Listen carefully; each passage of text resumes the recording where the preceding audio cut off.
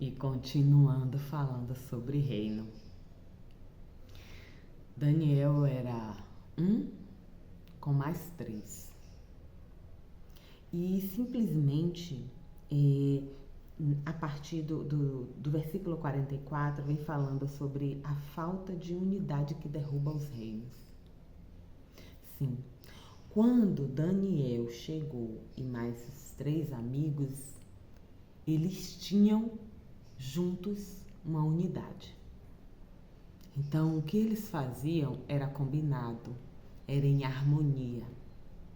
Mas Daniel, a gente via claramente que era o cabeça. Ele era uma pedra dentro daquele reino. Ele parava para orar, ele se recolhia no seu quarto para se conectar com Deus, para ter a inspiração. Ele orava e ele esperava ouvir a resposta, seja em sonho, seja em inspiração. Mas ele era uma pedra. Assim como aquela pedra que veio e tomou conta do reino todo. Mas nenhum reino ele vai existir e vai se firmar se houver divisão. E Daniel, quando ele estava falando com Nabucodonosor, ele disse isso. Quando cada um está querendo ir para um lado, como a gente vive hoje, cada um sabe mais do que o outro, cada um quer ser à frente do tempo. E às vezes a gente termina caminhando como robôs. Ao invés de a gente colocar o que Deus mandou a gente reinar, a nossa essência, a gente quer fazer o que o outro quer, o que o outro quer, o que o outro, o que fulano, o que deu certo, o que isso. Ao invés de a gente usar isso como inspiração, mas se conectar com Deus para poder saber a resposta, o retorno. É isso mesmo? Vai dar certo? Isso é bom?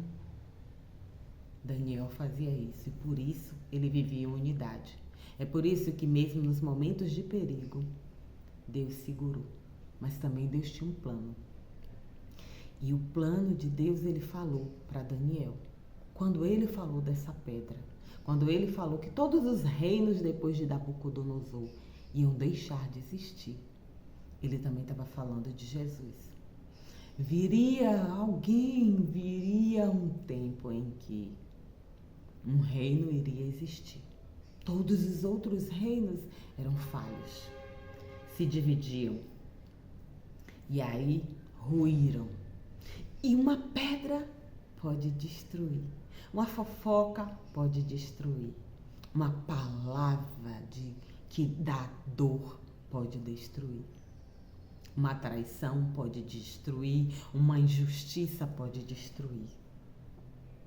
Mas para os que estão blindados, conectados consigo mesmo, reinando, mesmo em meio às dificuldades, aos obstáculos, à escravidão, sabendo quem se é na sua identidade, você reina, mesmo sendo só uma pedra, mas em unidade com o seu propósito e com seus irmãos. E quando Deus revelou a Daniel esse sonho que falou de Jesus, ele falou que haveria um reino que nunca deixaria de existir. Sabe o que é isso? Nunca deixaria de existir. Imagine ter um reino que, independente das diferenças, ele vai ser implantado e ele nunca mais vai deixar de ser ouvido. Daniel, sendo uma pedra, ele deixou um legado. Para mim, para você. Quem quiser observar, quem quiser ouvir, quem quiser ler. E por que eu tô falando tudo isso e botando a mão no ouvido? A fé vem pelo ouvir e ouvir da palavra de Deus. E Deus se revela através da palavra dele. Daniel era uma pedra, mas ele fez um reinado dele, firme com Deus. E ele deixou um legado. Um legado que até hoje a gente fala dele, da fé. Imagine uma pessoa ir para um lugar cheio de leões e sobreviver. Pela fé, pela confiança em Deus. Imagine alguém ter inspiração para governar, porque entendeu quem era. Porque mesmo quando disseram, você está fazendo isso contra a lei humana. E ele disse, não vou deixar de fazer, porque eu respondo à lei de Deus. E o que você está fazendo para deixar um legado? Como as pessoas, de acordo com a sua personalidade, de acordo com a sua identidade, vão lembrar de você?